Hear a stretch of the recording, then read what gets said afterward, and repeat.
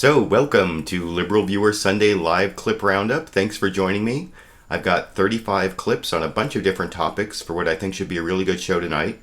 As always, this is my weekly broadcast of the best clips from the Sunday morning news analysis shows from the corporate media here in the United States, along with my commentary between the clips and along with some of those quasi-news political comedy clips I like to add into the mix. This week, both from HBO's Real Time with Bill Maher from last Friday and the season premiere of Saturday Night Live last night with a look at Michael Che's debut as Weekend Update anchor.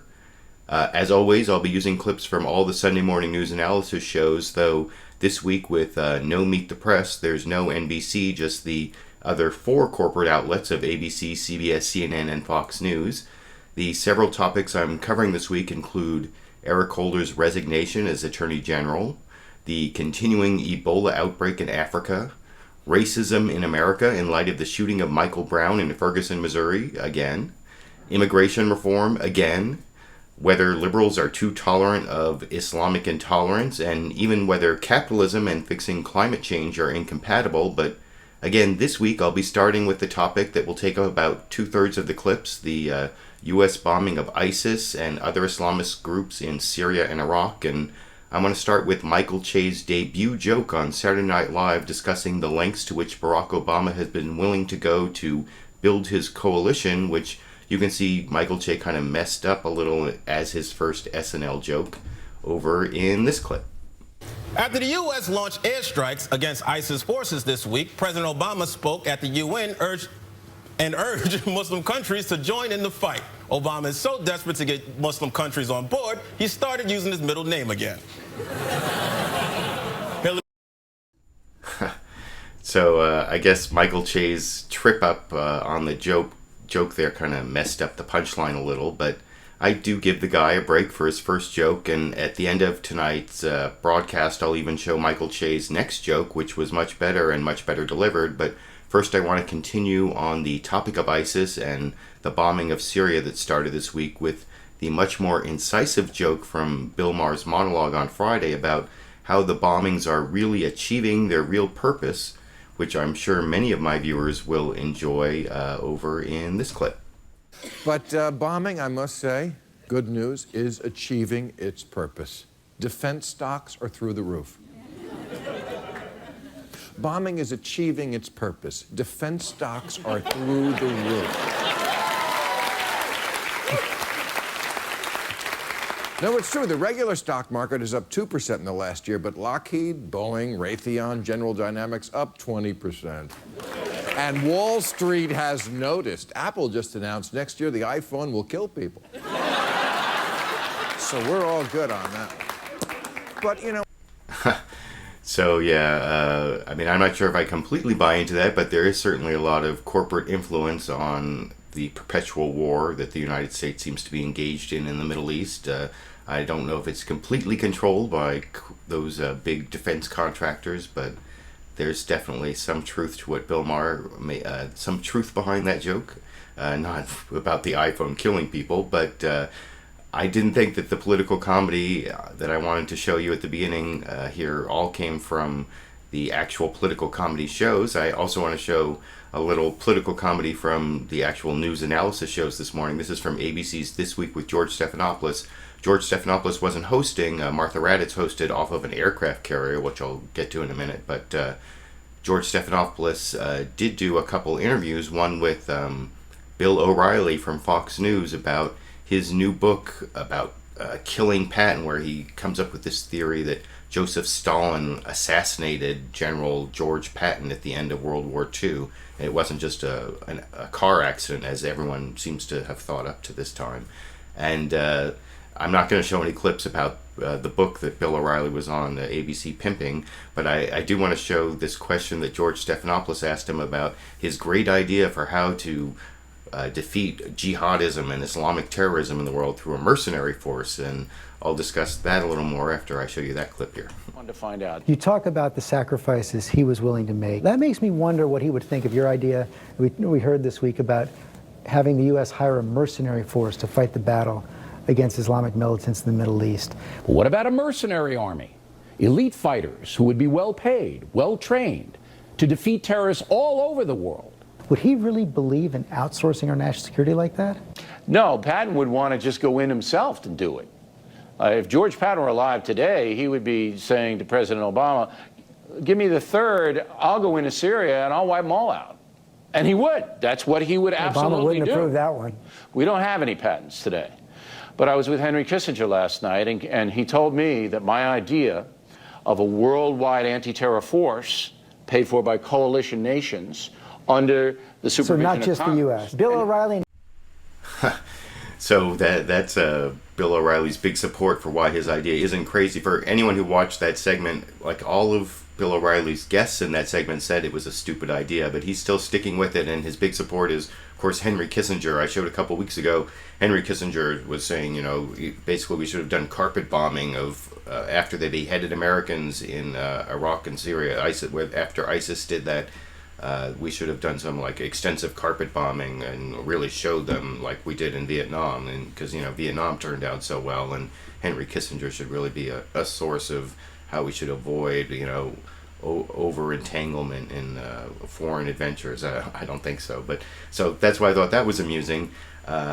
Now, one of the really interesting things about the report on ISIS on ABC's This Week with George Stephanopoulos this morning is that most of the coverage was anchored by Martha Raddatz, and I've talked over the years in my videos and on my LiberalViewer Sunday Live Clip Roundup shows about how Martha Raddatz is a really good reporter with really good sources in the military, and I think you can see from the report she gave today that she does get some good information out of the military, but you can also see that it turns into almost like pro-U.S. military propaganda because she's so close to her subjects. She gets some, you know, good interviews and good information, but she also gets kind of drawn in. You know, that's sort of the problem with being embedded with the military. You know, you can see a new book up over my left shoulder here. Not only do I have the new Jim Crow, but I also have No Place to Hide, the Glenn Greenwald book about NSA spying. And, you know, there's a lot of good stuff about NSA spying in there that I expected, but what I didn't really realize was also in that book is he does a lot of criticism of the mainstream media and about how they're too close to the government and too close to power, and that's why they don't report on all of this stuff that the government's doing. And so I wanted to show a few clips of what Martha Raddatz did on ABC's This Week with George Stephanopoulos this morning to show you both how she got some good information out of the military, but she also kind of adopted their point of view in a lot of ways. And I'm going to have some extensive clips. First, here's the first clip from ABC's This Week with Martha Raddatz and also Terry Moran talking about some of the latest developments. This is sort of background and not so much pro-military propaganda over in this clip. Latest developments here, the U.S. now expanding airstrikes into new portions of Syria in the battle against the jihadist army. 5 days after strikes began in Syria, the U.S. and its coalition partners have opened a new front in the fight, bombing ISIS targets surrounding the Kurdish town of Kobani. Our Terry Moran is near the Syria-Turkey border. We are just a few yards away from the Syrian border, and this windswept hillside has become a front row seat to the front lines of this war. On these hills, Kurdish fighters squaring off just a few hundred yards away with ISIS. You can hear the crack of rifle fire, the thud of mortars, occasionally a jet overhead, as these people bear witness to the desperate struggle for their town, now in the crosshairs of ISIS. A total of 7 coalition airstrikes made in Syria since Friday, including on the ISIS stronghold of Raqqa, as well as 3 strikes in Iraq near the Kurdish capital of Erbil. Part of a week of bombardment of ISIS training camps, command and control centers, and mobile oil refineries, all targeted to degrade the ability of ISIS to support operations in Iraq. The Pentagon saying Saturday the latest strikes included support from coalition forces from Saudi Arabia, Jordan, and the UAE. Commanders here telling me of the importance of the role of those majority Sunni nations. Their integration into it from my seat was seamless. Back in Washington, Obama National Security Advisor Susan Rice met Friday with leaders of the moderate Syrian opposition forces, which the U.S. has agreed to begin arming and training in an effort to provide ground support for the fight. But Joint Chiefs Chairman Martin Dempsey stressed that the training effort will take time and that airstrikes alone will not be enough to defeat ISIS. I am confident that we can establish their training if we do it right. We have to do it right, not fast. So that wasn't so much as pro-military propaganda. I think that was more a report on what's going on. And it's interesting what's going on the Turkish border there, the Syrian-Turkish border, and I'll get to a little more of that in some subsequent clips. But I want to keep going through this Martha Raddatz report. You can see she's a little more embedded in this next clip I show, where she talks about her time on the aircraft carrier, the George H.W. Bush, and some of the, the great job they're doing. Not as much of a hagiography or a puff piece as this clip I'll show at the end, but you can see she's definitely adopting a lot of the positions of the military over in this clip. An inside look at one of the aircraft carriers at the heart of the U.S. mission against ISIS, the USS George H.W. Bush, where fighter jets are launched, precision bombs are assembled, American service members running an incredible operation at sea that never stops. Towering some 20 stories above the waters of the Persian Gulf, the USS George H.W. Bush is at the center of this air war. Its flight deck nearly as long as the Empire State Building is tall and bristling with the most ferocious warplanes in the Navy. Each loaded with thousands of pounds of bombs and missiles, the F-18 fighters launched on missions to Syria and Iraq anytime, night or day. This ship left Norfolk, Virginia in the middle of February for a 9-month deployment to the Persian Gulf. Never did they imagine that 6 months into the deployment, they'd be dropping bombs on a group called ISIS. We watch your news, we watch what's going on, and we quickly started putting together, hey, this is getting worse, this is getting bad. The ship had been conducting missions over Afghanistan, but with ISIS forces quickly taking over territory in Iraq, the aircraft carrier was ordered to change course. 30 hours after they told us to go, literally we're departing the Afghanistan theater, and 30 hours later we're flying combat sorties over Iraq. Many of the fighter pilots had done multiple tours here in the past. It is not just the pilots. It takes 4,500 sailors to keep this air campaign going. They do everything from maintaining the aircraft to moving the paperwork. Shifts are long, days off don't exist. Temperatures hovering over more than 100 degrees. The little spare time one gets maybe means time for a quick workout, a rare chance to send an email home or get a haircut. Meals are one of the only times to relax and catch up. 18,000 meals are prepared here each day. Work out here every day runs into the next one, so you're kind of just going over and over again. But these sailors understand their jobs are critical. We watched these men and women assemble bombs, putting together a 500-pound precision-guided weapon capable of leveling a building. And above them, the bombs were loaded onto aircraft bound for the war zone. The deck of an aircraft carrier is an incredibly dynamic place. Once they get all these fighter jets back on deck, they maintain them, go over them, make sure they don't need any repairs. When they're all set to go, they're right back on another mission. The air bosses in the ship's tower oversee it all. Best seat in the house. And one of the most important, the tower landing jets every 55 seconds and launching them every 3 minutes. To take off from this short runway, 1/30th the size of a regular runway, the plane's front wheels are connected to a catapult. The pilot keeps the engines at full power, and then when the catapult is fired, the jet goes from a dead stop to speeds up to 184 miles per hour in just 2 seconds. But throughout this deployment, there has not been a single serious mishap. and well over 250 missiles and bombs have been dropped on Iraq and Syria. The strike group commander, who is also an F-18 pilot who's been flying missions, told us the ISIS targets could become harder to find. They are a learning organization, so we know that they will adapt, and that may make our job more difficult. But this is a long-term effort. So the strength of the coalition and our presence here will be here for quite some time.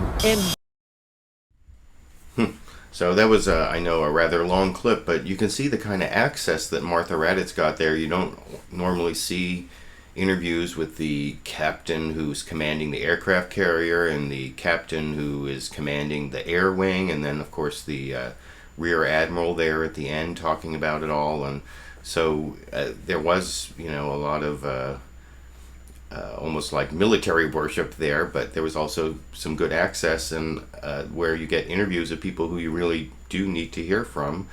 And I'm going to show a couple clips of one of those interviews. This is Martha Raddatz's interview with the Vice Admiral John Miller.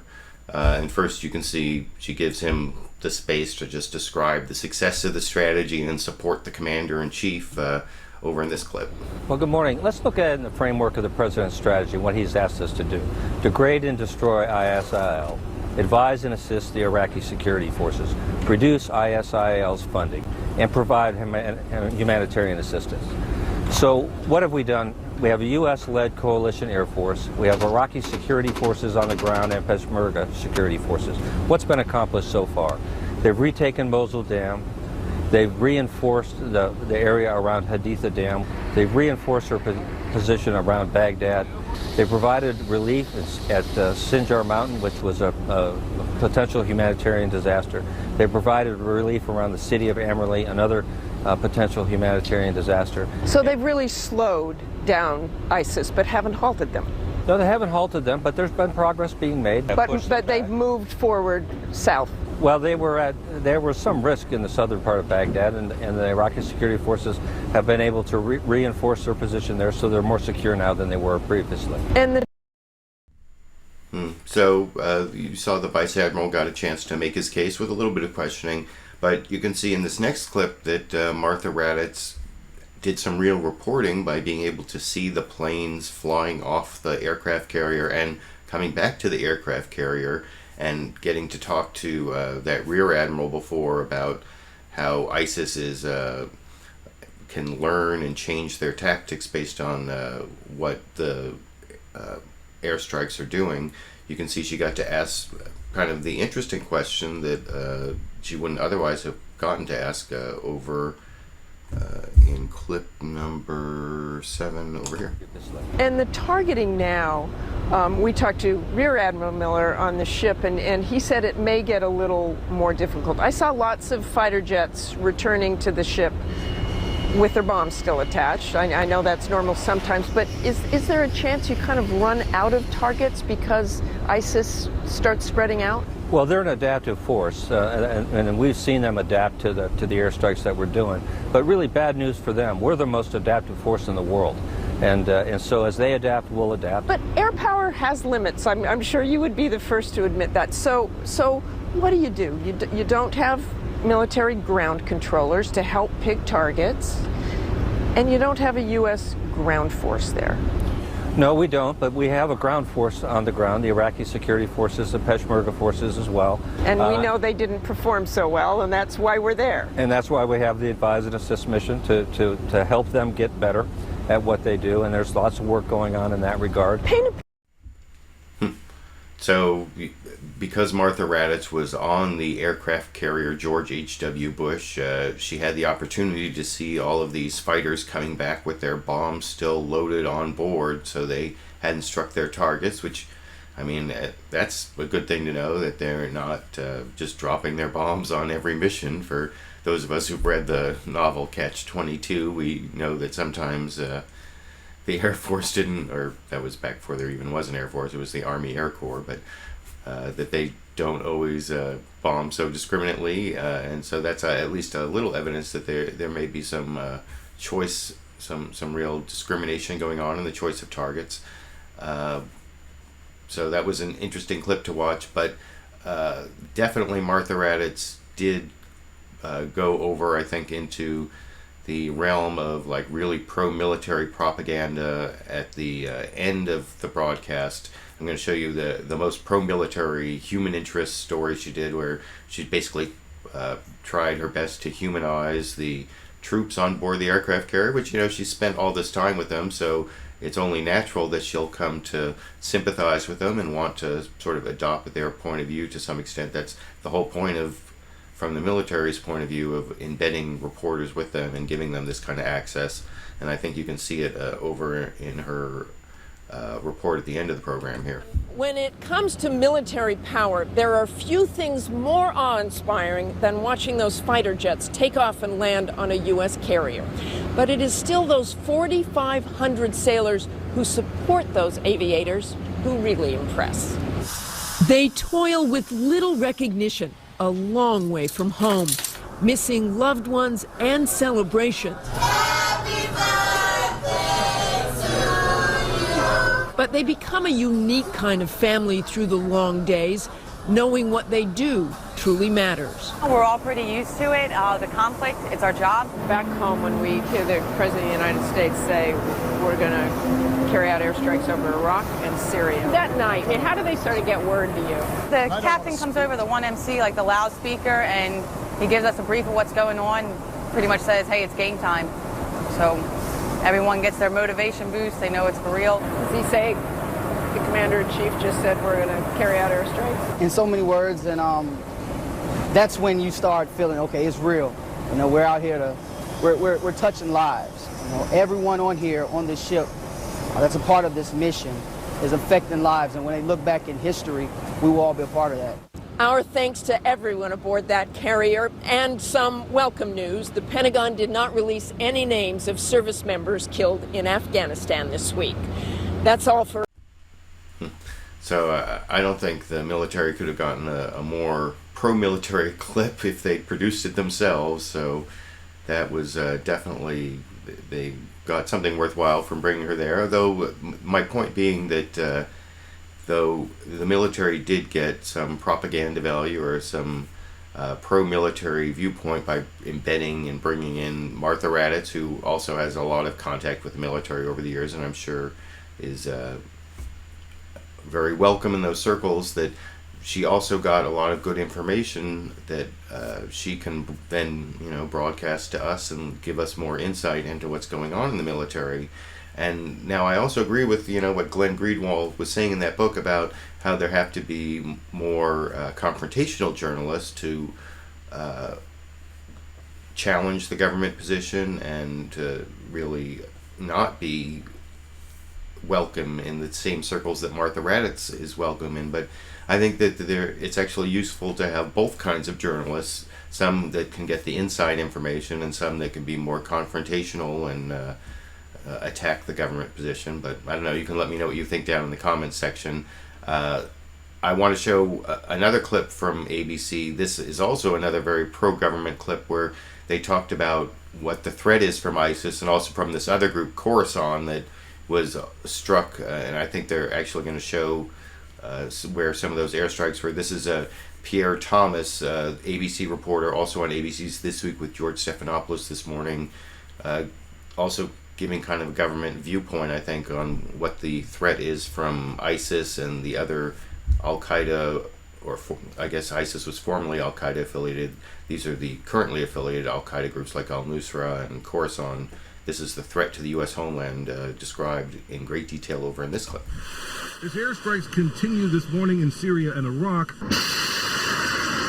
law enforcement officials say it's injected more uncertainty into an already volatile threat environment here at home.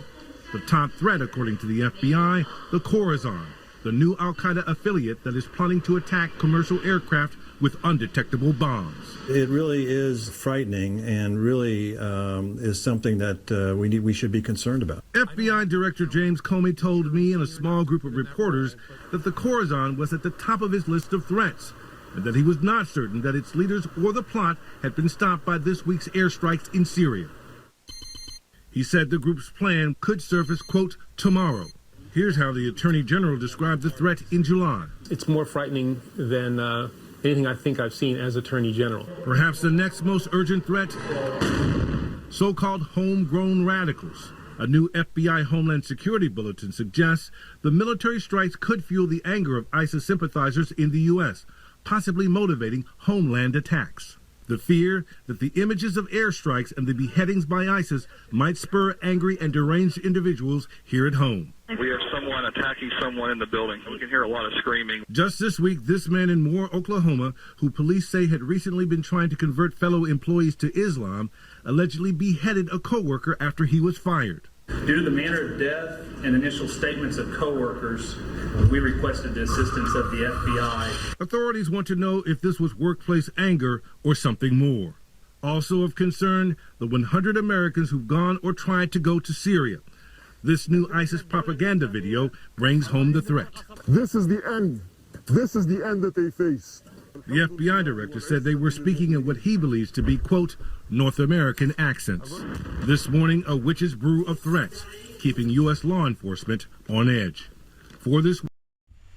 Now, at the end there, did those sound like North American accents to you? That one clip they played, I didn't think that was really identifiable as North American accents, and I think if they're going to make that claim, they should not only tell you what the government official said, but they should actually play you the clips where you can hear the North American accents yourself, which they didn't really do. And I thought that piece from Pierre Thomas and ABC's This Week with George Stephanopoulos really hyped the threat more than it necessarily needs to be hyped, possibly, although it did include groups like Khorasan, which I think, and which is from one analysis, a clip I'm not going to show. I saw this other analysis where someone was actually saying that Khorasan isn't really a group. Khorasan is like saying the headquarters in Washington, D.C., or if you were referring to the United States, it's like just a part of core Al-Qaeda.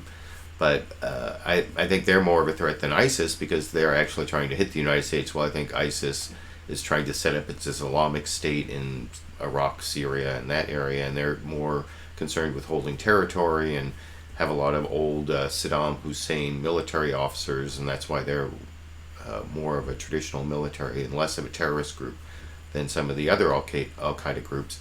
But in terms of the threat to the U.S. homeland, I want to show, in contrast to what I just showed from Pierre Thomas on ABC, how Candy Crowley over on CNN State of the Union really went after the Deputy National Security Advisor for the Obama administration, Tony Blinken, who was on a few of the shows, and she really questioned him about whether there really is a threat.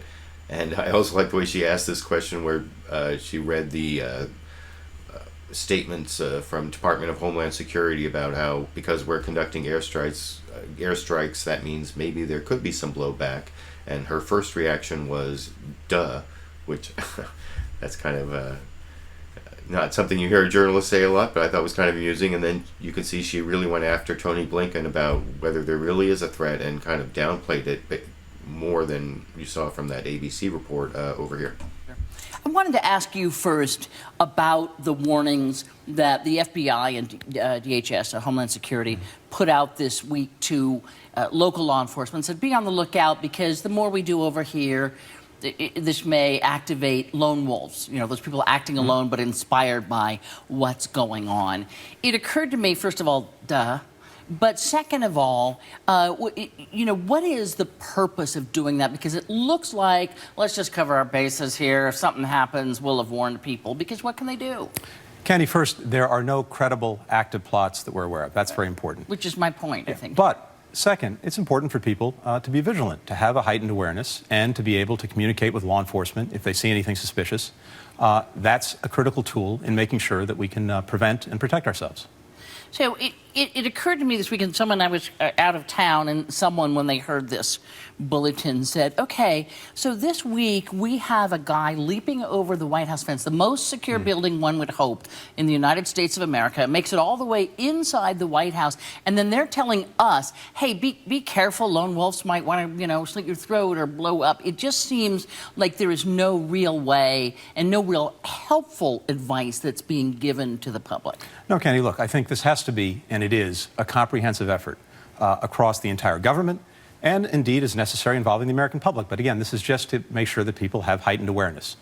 No credible active plots. But it's very important as we take action around the world, including in Iraq and Syria, that people are aware and focused. So yeah, I thought that was a much more journalistic approach to the threat to the U.S. homeland, because there is no specific information about a credible threat. That doesn't mean that there's not some plot that the United States doesn't know about, or that, you know, I'm not saying that there won't be a terrorist attack tomorrow. No one can know for sure, but the hyping of the threat without any real evidence. And, you know, one of the things that happened this week was the Iraqi government talked about this threat coming out of radicals in Iraq against subway systems in Paris and the United States and the New York subway, and there was never any real confirmation of that. And the Iraqi government, that's trying to get more U.S. military involvement against its enemies there, has every reason to hype that threat, and yet it was reported a lot by the U.S. media. So I was glad to see Candy Crowley in that clip sort of question that with the Deputy National Security Advisor, Tony Blinken. The other two big issues, and I'm going to show a few clips on this, that are sort of the loose ends that haven't been tied up about this U.S. military action in Syria, are whether it's going to involve U.S. ground troops and whether Congress is actually going to vote to authorize the use of force. You know, Congress authorized the training of the Syrian opposition forces, the vetted moderate forces, as they're called, if those actually exist, before they went on this long vacation till after the election. And a lot of people said that they should have gone on the record and voted.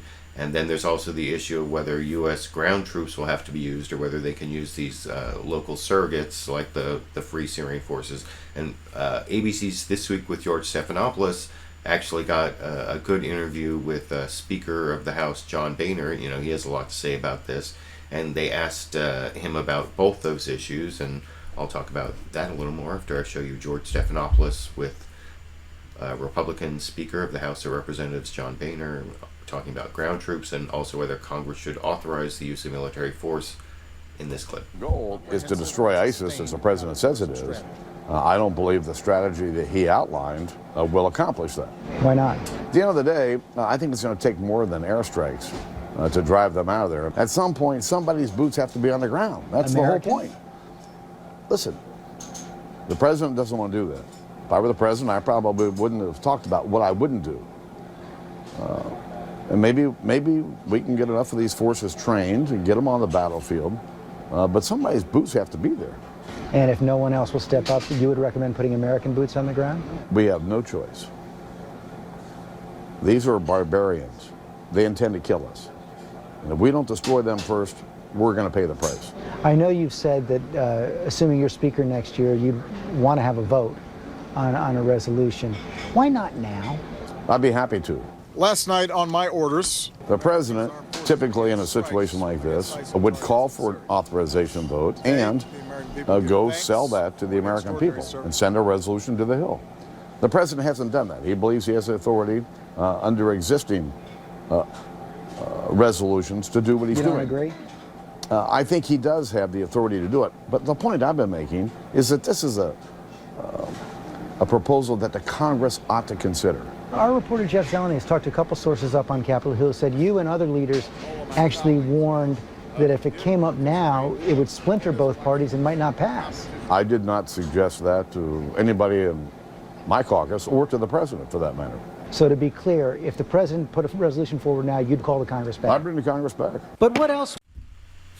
So there's a Speaker of the House, John Boehner, saying he'd call the Congress back, but he's not going to do it unless the president asks, even though this is supposed to be the responsibility of Congress. And I don't know, I find that whole argument bogus, and I'm not even sure I believe what he said there about how he didn't decide not to call the vote because he didn't want to splinter the parties, and I think that may really be why they're putting the vote off till after the election. And I want to show also Tony Blinken, the Deputy National Security Advisor, was on a few of the morning shows over on CBS's Face the Nation. I guess that show takes place after This Week with George Stephanopoulos, or at least that clip was an earlier interview by George Stephanopoulos anyway, so maybe it was available earlier. So Bob Schieffer over on CBS's Face the Nation asked Deputy National Security Advisor Tony Blinken. Did I call him Deputy Secretary of Defense? He's Deputy National Security Advisor Tony Blinken about what John Boehner said, both about ground troops and about the authorization for use of military force, whether Congress should vote. I think he asked about the congressional vote first, but I'll show both of them together over in this clip. Speaker Boehner told ABC this morning that although the president has the authority for military action in Syria, he says he will bring Congress back to vote on it if the president wants him to do that. Does the president want him to do that? Bob, we would welcome Congress's support. We've already have it for the Train and Equip program, and that support can manifest itself in different ways, including a new authorization to use force. So that's something we'd welcome.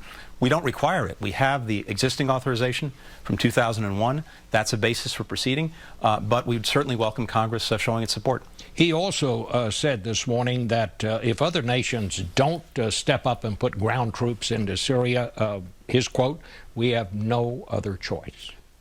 We've been very clear that there will not be a U.S. ground invasion of Iraq or Syria. This has to be local forces stepping up and fighting for their own country. What we can do, what we are doing, is to provide some of these unique assets that we have, including air power. But they have to be the ones doing the fighting on the ground. Again, we're not going to repeat what we did before. Hundreds of thousands of Americans on the ground in the Middle East getting bogged down. That's exactly what Al-Qaeda wants. That's not what we're going to do. So that is still a big split there at the end between the administration and some of the more hawkish, mostly Republicans, but there's some more hawkish Democrats. But I would say it's more of a partisan split, not completely partisan, about whether U.S. ground troops should be used. In the administration saying no U.S. ground troops, although like the chairman of the Joint Chiefs of Staff, Dempsey there, has said maybe he'll recommend to the president at some future time that he does have to use ground troops. But there are a lot of Republicans and some Democrats who are saying U.S. ground troops are going to be necessary, like John Boehner. I showed John Boehner saying that. And I also want to show Tony Blinken talked about his general talking points for the administration on why he thinks this strategy is going to work. In his first answer to Bob Schieffer over on CBS's Face the Nation, and I want to show that before I get to a few more clips about whether Congress needs to authorize the whole thing. But first, here's Tony Blinken's first answer on CBS's Face the Nation this morning about what the president's strategy is and why it's working here. Comprehensive strategy to deal with it. You've seen the president put together a broad international coalition. We had 5 Arab countries flying with us the other day. We have more than 50 countries now part of this effort, not only dealing with the situation on the ground, but also trying to stop the flow of foreign fighters, stop the financing, delegitimize ISIL. It's a comprehensive campaign, and it has a broad coalition. It's going to take time, but we now have the pieces in place to do it. How do you feel? So, yeah, they definitely gave Tony Blinken, the Deputy National Security Advisor, his chance to make the points of the Obama administration as to why what they're doing is working with just the forces and the strategy they're using now. But they not only gave that platform to Tony Blinken, they actually had a clip of President Barack Obama himself talking about what's going on in Syria. It was a clip of Steve Croft's interview on 60 Minutes, which may be going on as we speak. I think I'm recording it over on my TiVo while I'm broadcasting this, and it probably already played for some of you on the East Coast, and some of you don't even get 60 Minutes, but I'll show you a clip where this is actually President Obama talking about the rise of ISIS and how it was a surprise but he didn't say he was surprised. He said James Clapper, his director of his DNI, Director of National Intelligence, is that the guy who's like in charge of all the intelligence agencies, even above the CIA, how he was surprised by the rapid growth of ISIS. And then he talks about how ISIS has grown over the last few years. And it actually made me wonder whether, James Clapper's the one who famously said, talking about NSA spying over there, who said that we're not collecting data on millions of Americans and basically lied to Congress And some people wondered, why is it that President Obama kept him on after he was like shown to be lying to Congress? Even if he can't be criminally prosecuted, he probably should lose his job at least. But I guess President Obama gets to use him to blame some things on, as you can see him do over in this clip. I think our head of the intelligence community, Jim Clapper, has acknowledged that I think they underestimated what had been taking place in Syria. Essentially what happened with ISIL was that you had al-Qaeda in Iraq, which was a vicious group, but our Marines were able to quash with the help of Sunni tribes.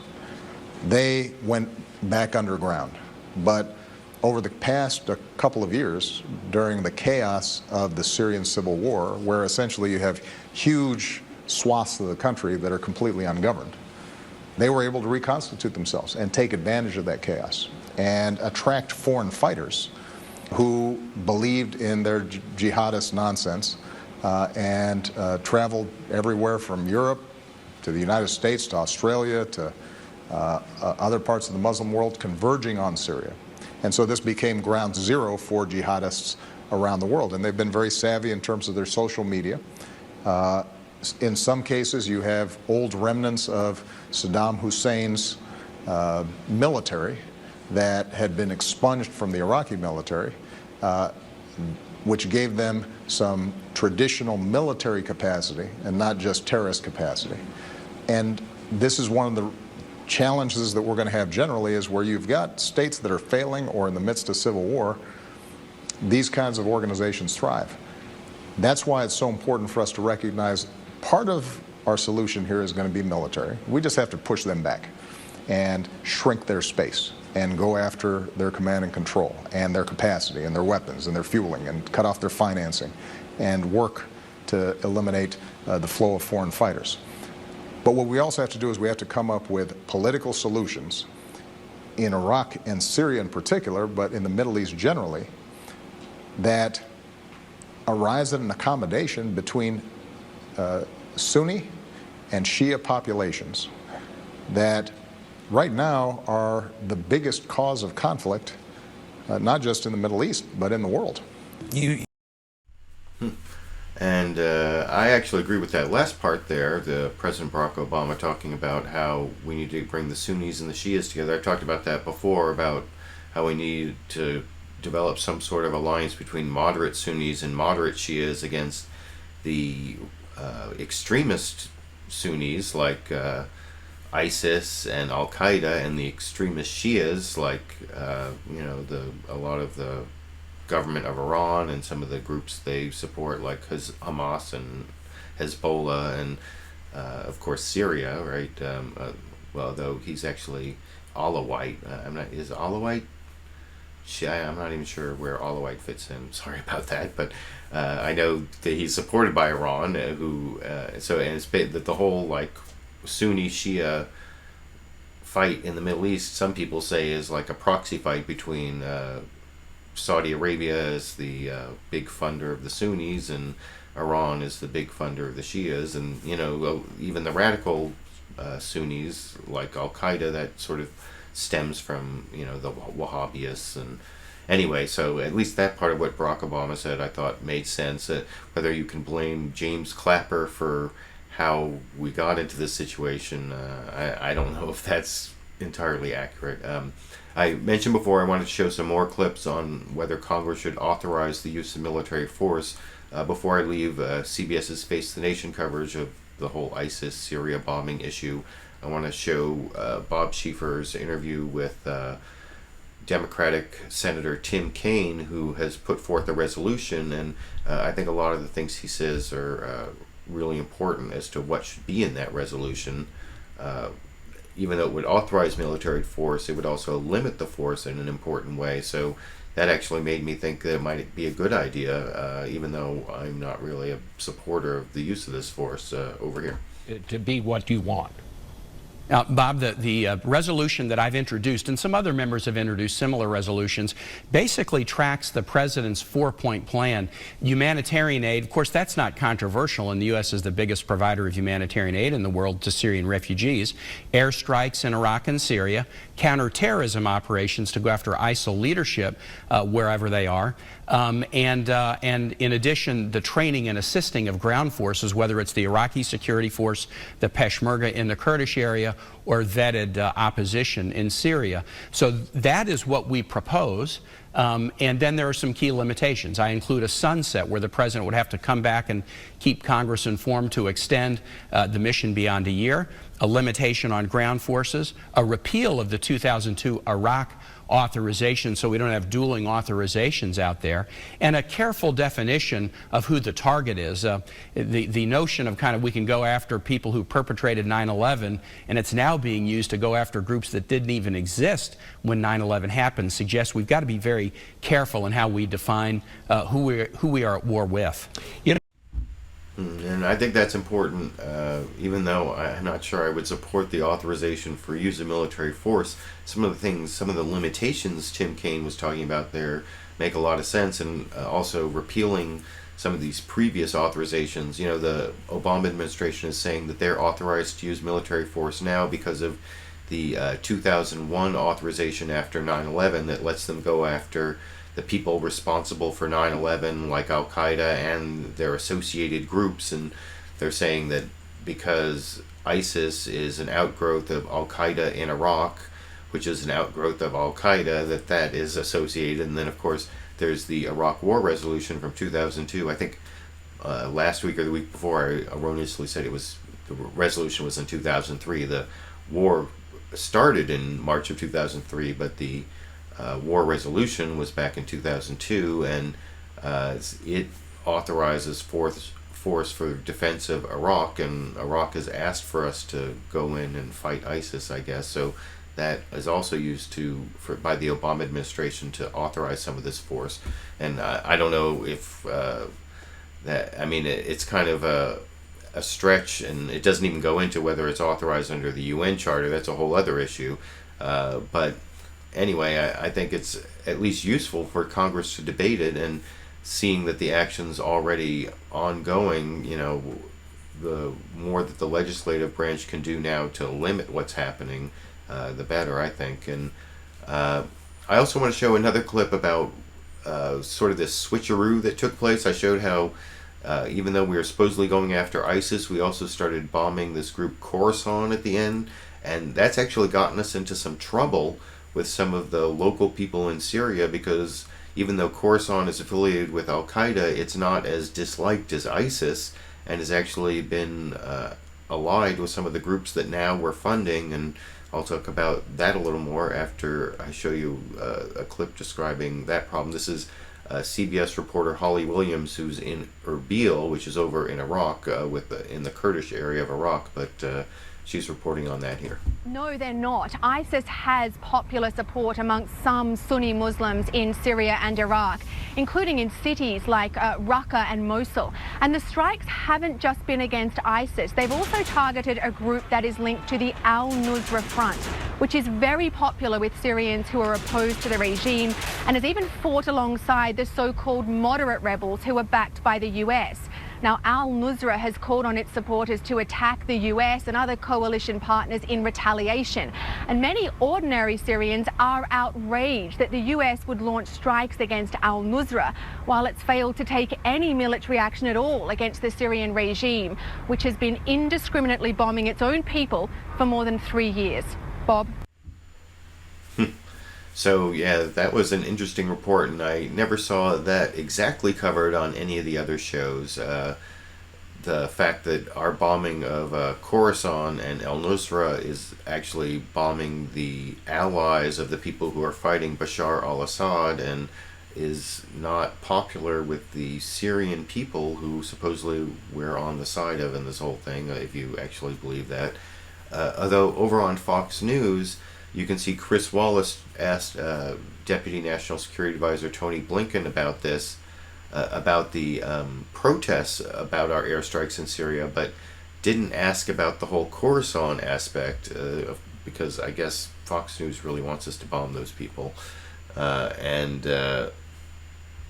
I'll show you, let me see, that is clip number 17, where that issue is sort of brought up, but not the whole Khorasan aspect over here. We're counting on moderate Syrian rebels to be our ground force in taking on ISIS inside that country. But on Friday, and let's put some pictures up on the screen, there were a series of demonstrations in cities across Syria, thousands of Syrians protesting the U.S. airstrikes, saying that we're killing civilians and that we're also aiding the regime of Bashar al-Assad. In fact, Mr. Blinken, aren't we alienating the very people that we're counting on to help us defeat ISIS?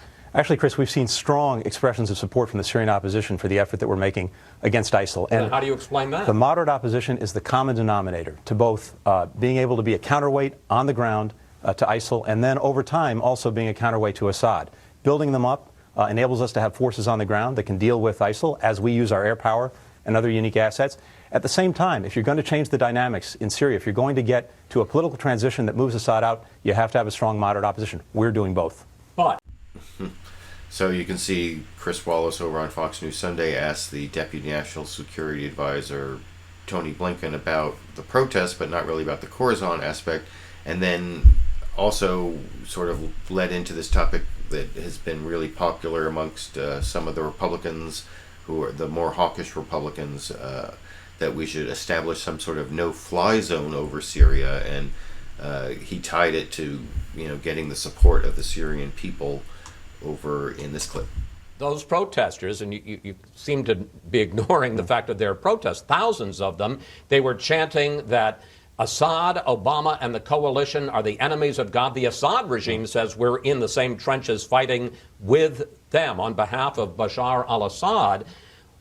Question, will the president impose a no-fly zone, which would, one, show the demonstrators that we are not helping the Assad regime, and also would protect those civilians from attacks from the air from Assad? Chris, we're proceeding very deliberately and taking this one step at a time. First, in Iraq, we have now in place an inclusive Iraqi government that can be a partner on the ground in Iraq, and we're going to be reforming the Iraqi security forces to work with them.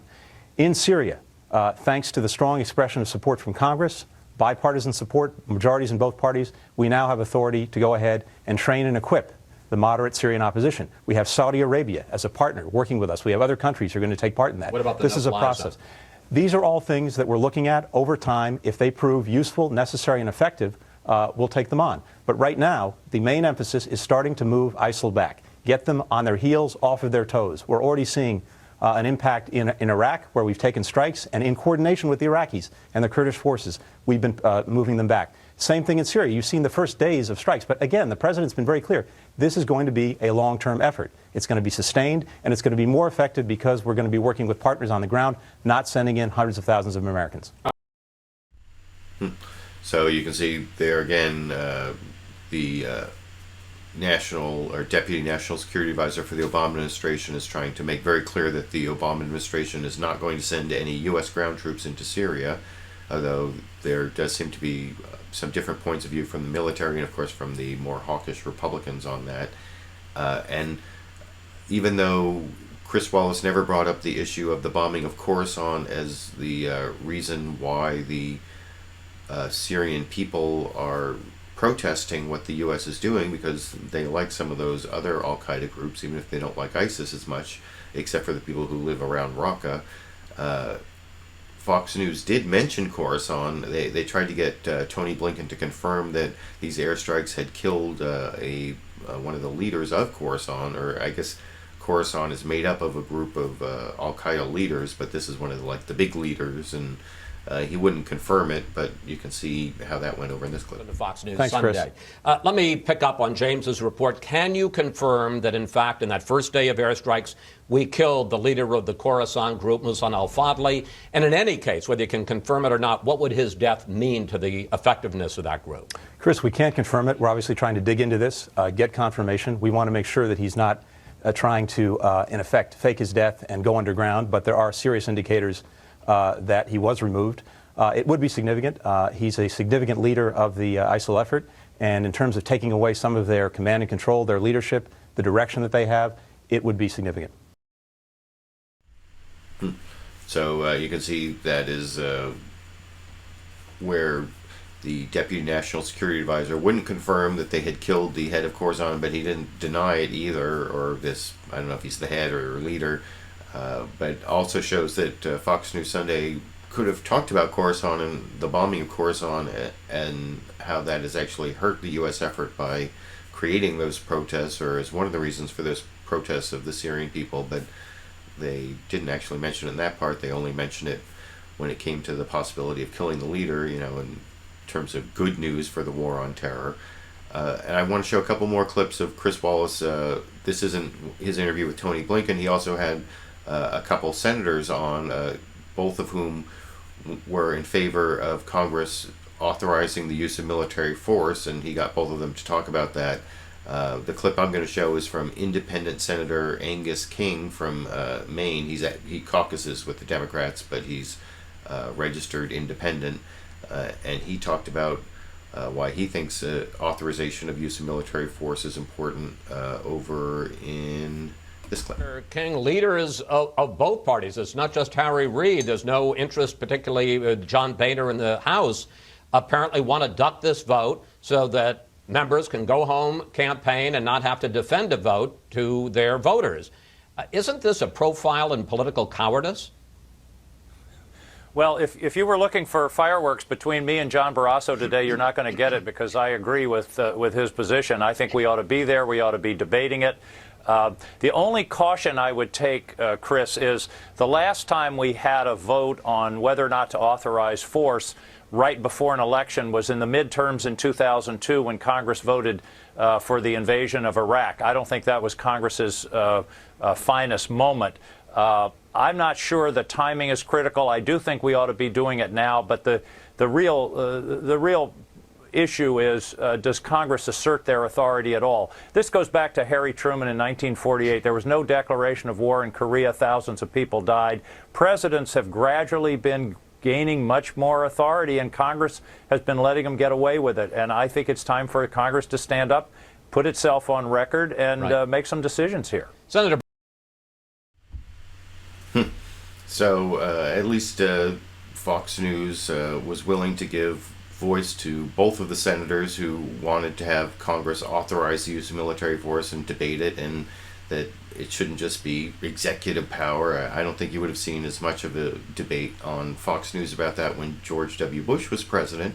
But I did also want to show how Chris Wallace, the host of Fox News Sunday, confronted his Republican senator guest about why it is he voted against the authorization to train the Syrian rebels, the vetted moderate Syrian rebels, even though he's been in favor of arming and training those rebels for years. And his answer is kind of surprising, which I'll discuss after I show you that clip over here. Senator Barasso, you've been calling for President Obama to arm the Syrian rebels almost since the civil war started several years ago. And yet, when the president asked for $500 million to arm and train the Syrian rebels to take on this fight against ISIS, you voted no. Well, I voted, well, it was a complete continuing resolution to fund the government for the next year at levels I didn't agree with.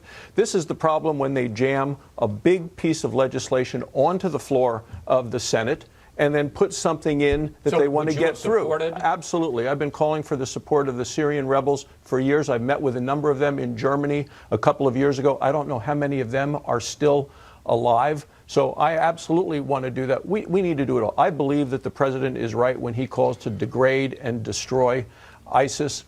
The bombing will only go so far to degrade, but will not destroy. So yes, arm the Kurds, help the Iraqi army, help with training the Syrians. But you have to face reality here. You need to have, over the next year, the best they can do with vetting and training, equipping, is to get you to about 5,000 members of the Free Syrian Army against a bloodthirsty group of over 30,000, 2,000 with European passports, another 100 with American passports. I think the president needs to work more closely with his generals. They got to get rid of this distrust that is between the two of them. So I thought that was interesting that for those of you who watched LiberalViewer Sunday Live Clip Roundup last week, I showed that commentary from Bob Schieffer where he talked about how Congress avoided responsibility for even their vote to arm the Syrian rebels because they attached it to a larger bill to keep the government from shutting down. So if things went bad with the Syrian rebels, they could always say, well, I voted for that bill so the government wouldn't shut down. And there you can see on Fox News Sunday, Republican Senator John Barasso actually said, well, the reason I didn't vote for the funding of the Syrian rebels was because I didn't want to vote to stop the government from shutting down. So I thought that was kind of amusing. And now I want to go over to a couple clips from CNN's State of the Union where Candy Crowley had a Democratic senator on, Chris Murphy from Connecticut, who's talking about how he is also in favor of having some limits on what's going on with the airstrikes in Syria. You can see Candy Crowley gave him sort of the open-ended question, you know, so what are your concerns? Tell me about your concerns. And you can see his general answer here. This clearly is another front because they're up there along the Turkish border. I want to show our audience a map again, just so we know what we're talking about here in the expanding airstrikes with U.S. and coalition planes. What are your concerns at this point? Well, I have a number of concerns. First, what we know is that you ultimately can't defeat ISIS with a military strategy alone. You need a realistic political strategy, and I just don't think we have that today in Syria right now. If we are betting on the so-called Syrian moderates to be able to defeat both ISIS and Bashar al-Assad at the same time, I ultimately don't think that that's going to be how this ends up. But I'm also concerned about the fact that we're not able to debate this in Congress right now because there are some serious questions that we have to ask. You previewed one of them, which is what is our end game? How long are we going to be in Syria? Are we ultimately going to be conducting airstrikes not just against ISIS, but against Assad in furtherance of our new ally in the region, the Free Syrian Army? So my concern is that ultimately there's got to be a political strategy, both in Iraq, which I can see if this new government actually is serious about reaching out to the Sunni moderates. I don't see the political strategy, at least a realistic one, in Syria. And then that begs the question, how long are we going to be there, and is there any end? There's just no appetite in the American public for an open-ended military conflict in Syria.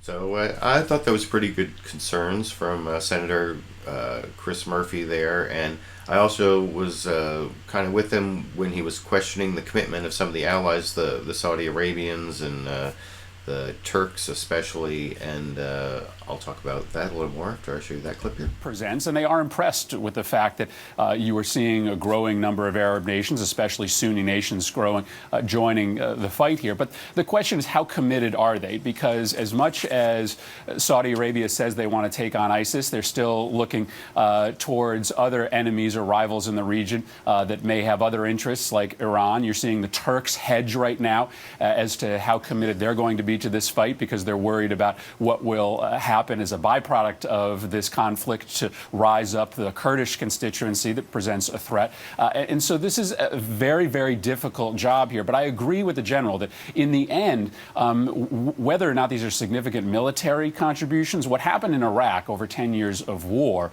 was that it became the cause célèbre, as the intelligence community called it, for the international terrorist movement because you were fighting the United States. Well, if you're not only fighting the United States, if you're joining up with ISIS, but all sorts of other Shia and Sunni partners, it becomes a little bit less likely that it's going to draw terrorists from all over the globe. And that was a really great statement of some of the problems with the U.S. being the lead military actor in this situation. And I liked a lot of what Senator Chris Murphy said. And for the final clip, I've spent over an hour on ISIS already here. So for the final clip on the ISIS topic, or the Syrian and Iraqi military action that the United States and its allies, and I guess that includes the British and the French and the Belgians and the Danes at this point, for I know I have viewers in all those countries, so you're all joining in this effort, I guess. And to exit from the topic, I guess I should bring up the issue of an exit strategy. Also, last clip from CNN State of the Union, Senator Chris Murphy asked about whether we have an exit strategy, and he said we pretty much have one in Iraq, but not so much in Syria, which is why that's so much more concerning. And I'll talk about that a little more after I show that final clip on ISIS, Syria, and Iraq over here. I think one of the things we learned from the Vietnam War is you got to have an exit strategy. You got to know when to declare victory and get out. When you look at the current strategy as it's laid out, what do you see as the exit strategy? What is the U.S. going for?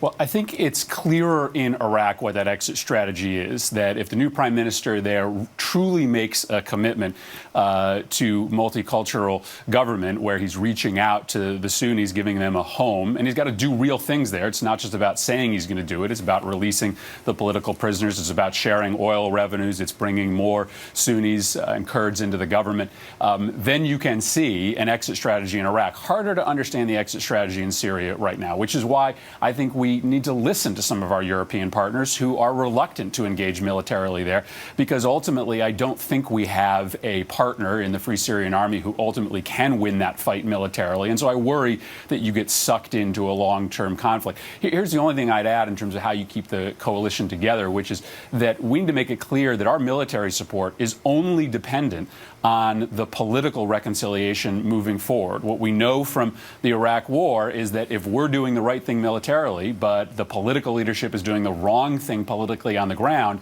then there's really not much of a reason for us to be there. And so we need to make it clear to the new government in Iraq that if you don't show some real signs towards political reconciliation in the next several months, then there's no guarantee that the airstrikes will continue to give you cover. So again, a lot of good sense there, I think, from Senator Chris Murphy on what we have to worry about in terms of the exit strategy, especially in terms of Syria. And I think I've covered this issue pretty extensively over several months now, and it's going to be a continuing topic, and I've spent more than an hour on it, so you can let me know what you think down in the comments section. But now I want to get to the several other topics that I have like 1 or 2 or 3 clips on that if you see, I have all the topics listed down in the video description, and if you're watching this as a recorded show, by Monday morning usually I have a time index link so you can skip through the topics and go to the ones that most interest you. The next topic I have a couple clips on is also from CNN State of the Union. It's the ongoing Ebola epidemic in Africa. And first I want to show a clip of CNN's Candy Crowley asking again Deputy National Security Advisor Tony Blinken about the 3,000 U.S. troops that the Obama administration has sent to Africa to work on this Ebola outbreak and epidemic. And I think it even starts, no, that's going to be the second clip. She has a clip also from some doctors who just came back from there. But first she asked the Obama administration official Tony Blinken about the military action and actually gets him to say that we're going to stop the epidemic over in this clip. Viral diseases. The troops that the U.S. are sending to West Africa, what is their primary duty? How do they stay out of an area that is so rife with, how do they steer clear of getting Ebola themselves? So, Candy, this is a major effort. This crisis is something that we haven't seen before. The president, we were in this from day one when we saw the first cases of Ebola break out back in March. And we had the CDC, a large CDC mission in there, $175 million. But it quickly became clear that this was taking on a much larger scale and scope. And so the president wanted to make sure that we were doing everything possible. The military can play a unique role in logistics, in organizing everything, in setting up a transit area outside of the immediate area of Ebola in Senegal to move equipment and people in. It's building treatment units. It's setting up an air bridge. These are all the kinds of things that our military is uniquely placed to do. And what we're also doing as a result of that is leveraging many more countries to come in, including on the ground and also with resources, to try and get ahead of this problem. So they're staying outside the infected zone at the moment, although as we know that has expanded, and building hospitals or that's their brick and mortar, but that's their mission. Setting up, and so you are confident that this is not a danger to those soldiers? Look, anyone who is in the area of Ebola, we have to take all of the precautions necessary. Doctors, nurses have to be well protected, and indeed we have the means to do that. We know how to do this. Every Ebola outbreak in the last 40 years we've managed to stop. We'll stop this one. So there you have a promise from Deputy National Security Advisor Tony Blinken that we are going to stop this Ebola outbreak. But of course, Candy Crowley then had a couple doctors on who just came back from the area. One is this Dr. Adam Levine, and Candy Crowley asked him if he agreed with what Tony Blinken said, and his answer is not, I mean, it's somewhat optimistic, but not as categorically, we're going to stop it. It's a little more conditional, like if we do certain things, then we'll stop it, and I'll talk about that a little more. Oh, and it also shows at the very beginning, this is the graphic that shows the number of deaths and the number of cases and how the disease is progressing in Africa over in this clip. So why is it so historic? Why have we never seen it before? And Tony Blinken, the Deputy National Security Advisor, was here, and he said, we'll stop this. We'll stop this. Will they?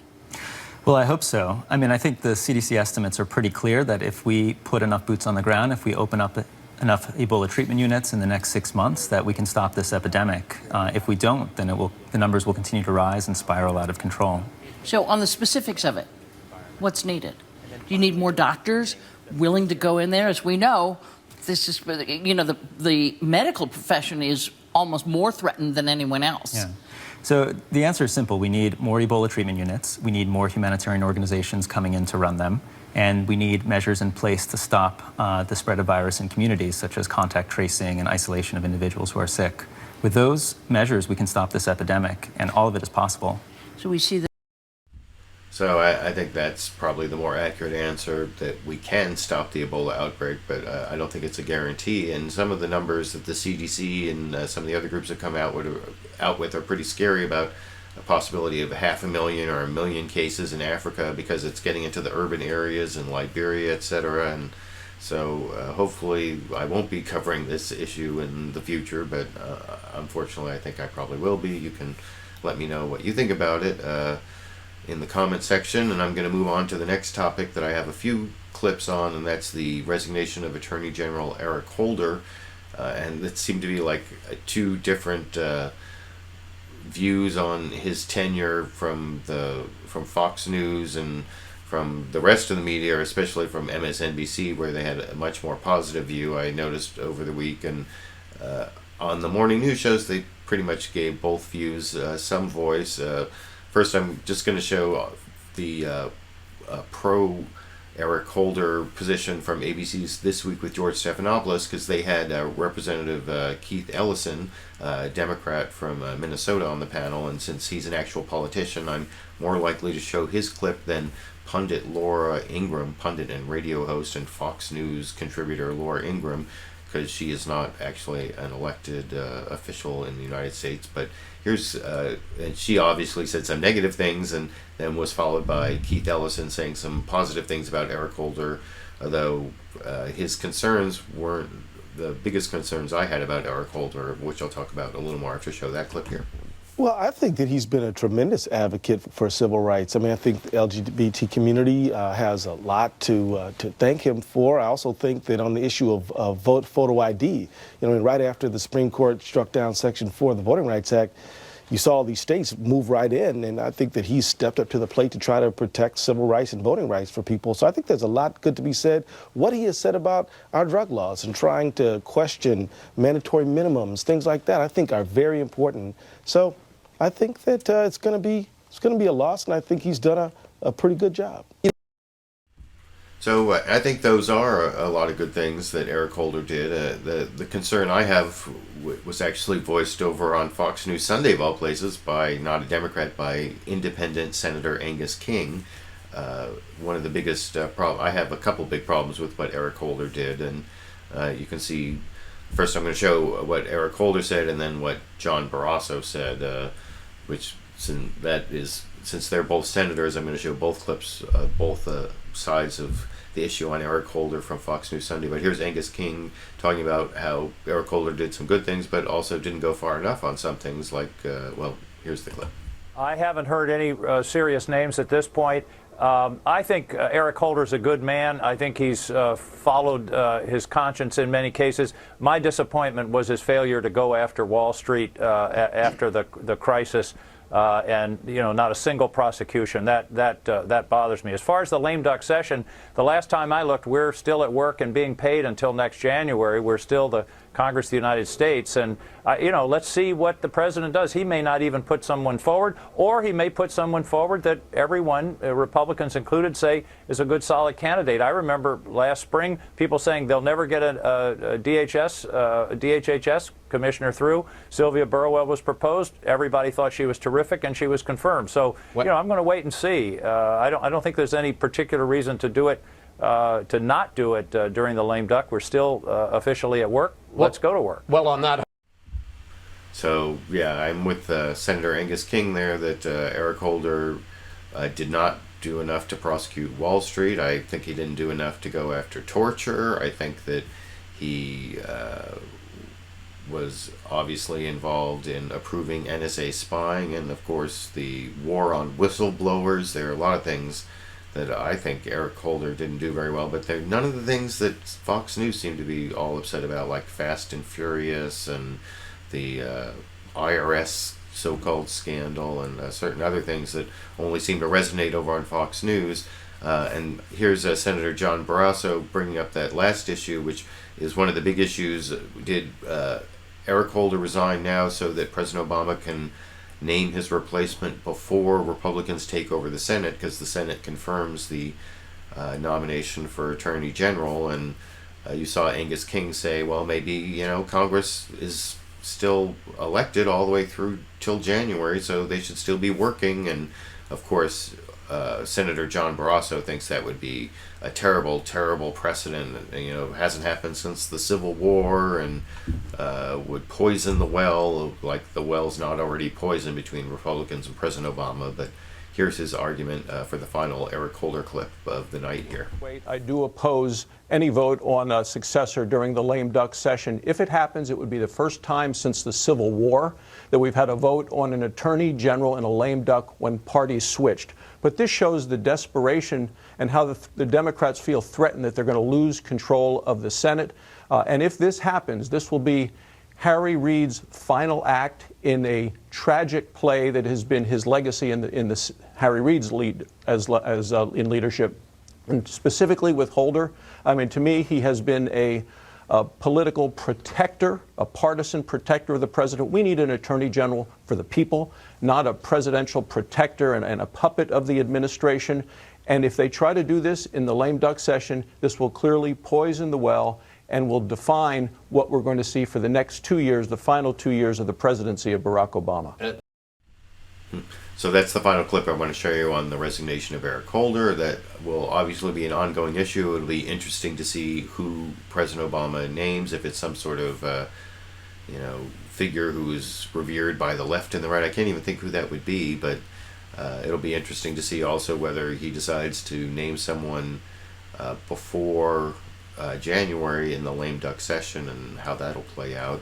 I also want to show you one quick clip on comprehensive immigration reform. I've covered that for a long time, and I was sad to watch it die. The Senate passed bipartisan comprehensive immigration reform. It went to the House of Representatives and died, and I showed how George Stephanopoulos interviewed Speaker of the House John Boehner, who could have brought that bill up for a vote at any time, and even though it wouldn't have gotten a majority of the majority, most Republicans would have voted against it, it still would have passed any time he brought it up. But of course John Boehner never did that, and he didn't take responsibility for the death of comprehensive immigration reform. He of course blamed it on all those kids at the border and the lack of border security, which is kind of ridiculous, as I'll discuss after I show you that clip here. As for immigration reform, here's what the Speaker told me last year. By the end of the year, we could have a bill. One that passes the House, passes the Senate, signed by the President? Yeah,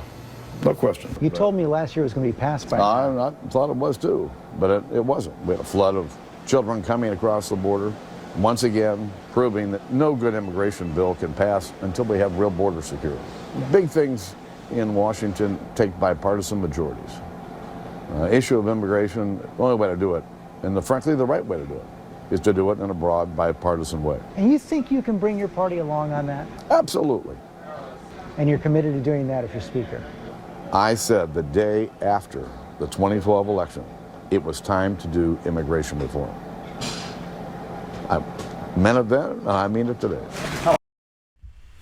Now, I wish George Stephanopoulos had asked him why, if he was so in favor of bipartisan comprehensive immigration reform, he didn't bring up the bill that passed by, like, what was it, 68 votes? I don't even remember, but a huge bipartisan majority in the Senate. But anyway, that's an ongoing issue. I'm sure I'll be covering that again, but I want to show you that one clip. I have a couple quick clips on the issue of racism and the shooting of Michael Brown in Ferguson, Missouri. I saw one of the most bizarre analyses from Dr. Ben Carson, who's this conservative darling, hasn't held any political office, but supposedly maybe running for president.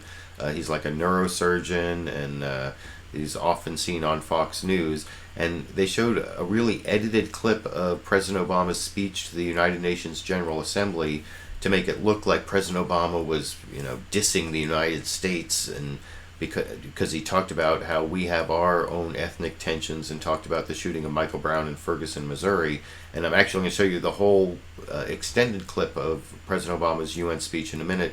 But first, here's how Dr. Ben Carson responded to that clip, and you can see him actually blame Michael Brown's upbringing for him getting shot shot by a police officer in the street, when most of the witnesses I've seen say he was shot with his hands up. And I don't know how you blame the victim in this case, but Dr. Ben Carson did it over in this clip. His UN speech this week, President Obama made a comparison that some people have questioned. I want to play it for you. In a summer marked by instability in the Middle East and Eastern Europe, I know the world also took notice of the small American city of Ferguson, Missouri, where a young man was killed and a community was divided. Dr. Carson, what do you make of the president, in some sense, drawing a parallel between the ISIS actions, the beheading of innocents, the Russian invasion of Ukraine, in his effort to say that we're all not perfect, then also linking to that in some way what happened in Ferguson, Missouri? What do you make of that? Well, I think everybody knows that we're not perfect, and I don't think that that was an appropriate use of such a tragic event. I would much prefer him use what happened in Ferguson, Missouri to talk about the underlying social problems that are creating so many Michael Browns who are destined to run into the law or run into other people in their community who may kill them. We need to be addressing those because we need all of those people. We need their talent. We can't be throwing them away. When you say the underlying social problems, briefly, what are you talking about? I'm talking about raising children in an environment where frequently there is no father figure or authority figure, to teach them how to relate to authority, to teach them the whole concept of personal responsibility. We're talking about an environment where we've removed a lot of the morals and values that used to dictate how people lived, and we're allowing them to gain their moral compass from the streets. That's not a place that's likely to lead to elevation. So, wow, that was kind of trying to plug in some right-wing talking points into a situation where they really don't belong, and blaming Michael Brown for his own shooting. And there is a Michael Brown Sr., so it's not like he doesn't have a father, and I don't think any of that really applies. That was kind of bizarre. And as I said, that clip at the beginning where Fox News is attacking President Obama for criticizing the United States before the whole world in his speech to the General Assembly, well, if you watch his whole clip there, he's actually talking about the strengths of the United States, how we deal with our problems as a liberal democracy, where we're actually confronting our problems using, respecting the voices of minorities, and how we work through things and getting better and better. And I think arguably the United States is still a liberal democracy, however much we've moved in the direction of being a fascist police state in the the last couple decades at least. But here's the full context of what President Barack Obama said about Ferguson, Missouri, and what it says about the United States. And you can tell me afterwards if you think he was criticizing the United States or not over in this clip. I realize that America's critics will be quick to point out that at times we too have failed to live up to our ideals, that America has plenty of problems within its own borders. This is true. In a summer marked by instability in the Middle East and Eastern Europe, I know the world also took notice of the small American city of Ferguson, Missouri, where a young man was killed and a community was divided. So yes, we have our own racial and ethnic tensions. And like every country, we continually wrestle with how to reconcile the vast changes wrought by globalization and greater diversity with the traditions that we hold dear. But we welcome the scrutiny of the world, because what you see in America is a country that has steadily worked to address our problems, to make our union more perfect, to bridge the divides that existed at the founding of this nation. America is not the same as it was 100 years ago, or 50 years ago, or even a decade ago, because we fight for our ideals, and we are willing to criticize ourselves when we fall short, because we hold our leaders accountable and insist on a free press and independent judiciary, because we address our differences in the open space of democracy with respect for the rule of law, with a place for people of every race and every religion, and with an unyielding belief in the ability of individual men and women to change their communities and their circumstances and their countries for the better. So did that really seem like it was an anti-American diatribe by the President of the United States in front of the UN General Assembly? I don't think so. I think that Fox News really cut out a lot of context, which isn't a big surprise even for Chris Wallace and Fox News Sunday, and created a false issue of Obama running down the country when he wasn't really doing it. But you can let me know what you think down in the comment section. I have a few more quick clips. First, one clip I want to show you is on Bill Maher's new rules. His big new rule at the end was taking on liberals for being too tolerant of Muslims, speaking of liberal democracies, and I don't really buy a lot of his argument, although he did talk about how Aryan Hirsi Ali was denied ability to speak at Yale University, which, as an alumni of Yale University, I am not very happy about, because I'm a big believer in free speech at least, but I don't buy all of Bill Maher's argument. Some of it's kind of a red herring that I'll discuss after I show you that clip here. We hear a lot about the Republican war on women. It's not cool. Rush Limbaugh called somebody a slut. Okay. But Saudi women can't vote or drive or hold a job or leave the house without a man. Overwhelming majorities in every Muslim country say a wife is always obliged to obey her husband. That all seems like a bigger issue than evangelical Christian bakeries refusing to make gay wedding cakes.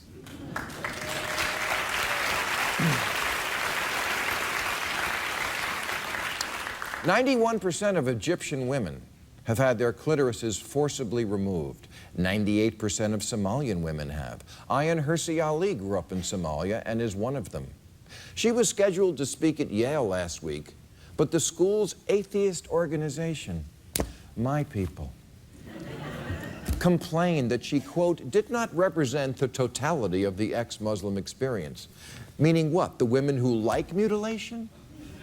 You're atheists. You should be attacking religion, not siding with the people who hold women down and violate them, which apparently you will defend in the name of multiculturalism, and then lose your shit when someone refers to Chaz Bono by the wrong pronoun.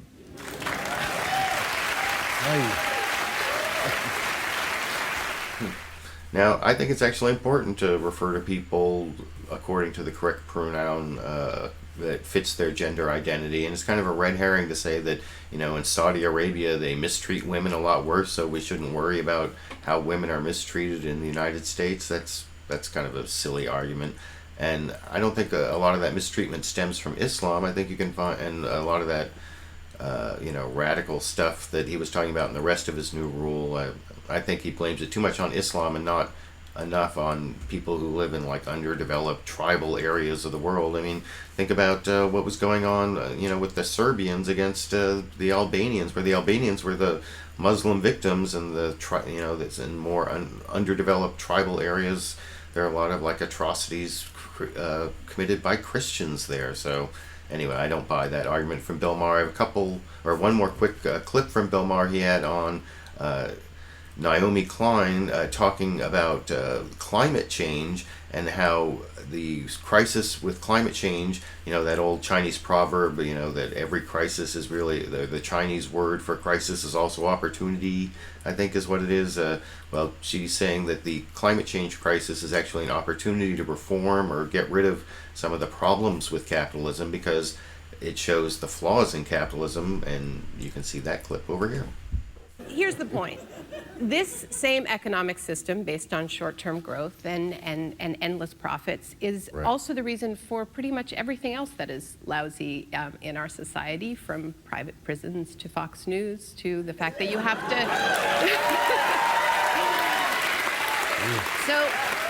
So what I'm arguing is that, in fact, what we've been told is a lie, because what we usually hear is that responding to climate change is all about sacrifice. And in fact, because it is such a huge crisis, because it puts us on a firm science-based deadline, it's a once-in-a-century opportunity to build a better society and address raging inequality, create huge numbers of jobs, rebuild our public infrastructure, but we can't do it unless we break every single rule in the free market playbook, which is why the worst people in the world all deny climate change. Right, they really do.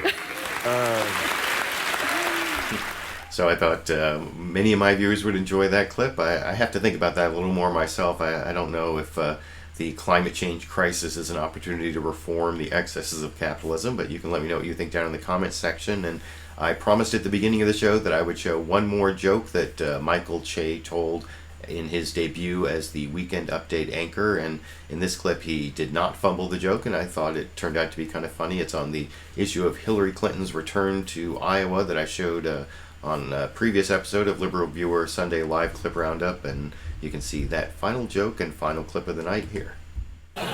Hillary Clinton recently fueled speculation that she may run for president when she made an appearance in Iowa and said, "Hello, Iowa, I'm back." Though, if I remember 2008 correctly, that's not as effective as saying, "Hello, Iowa, I'm black." So that was a much better joke from Michael Che, although I thought the whole season premiere was kind of weak, and I don't know if it's the loss of Seth Meyers or if they just are rusty from the summer, or some new mix of people, but not the best season premiere of Saturday Night Live. I like that last joke, and that's the show. I hope you enjoyed all the clips I picked out for you. I hope it left you a little more informed about what the important issues were, at least according to the corporate media here in the United States. Hope it ended your weekend with some good information, or started your week off around the world for if you're watching at a different time or in a different time zone. Look for my LiberalViewer live, LiberalViewer First Wednesday live Q&A this Wednesday at 4:30 p.m. Pacific time. The show I do every first Wednesday of every month, answering any questions you want to post beforehand on my Facebook page, facebook.com/LiberalViewer, or my Twitter page, twitter.com/LiberalViewer, or right on my LiberalViewer channel page, youtube.com/LiberalViewer. If you have any questions on any topic, I'm sorry I didn't get any time to go to the comment section, although I've been reading them along the way. I appreciate the 80 or 90 of you who watched the clips along with me. I'm glad you all joined me, and I'll be seeing you all around the internet.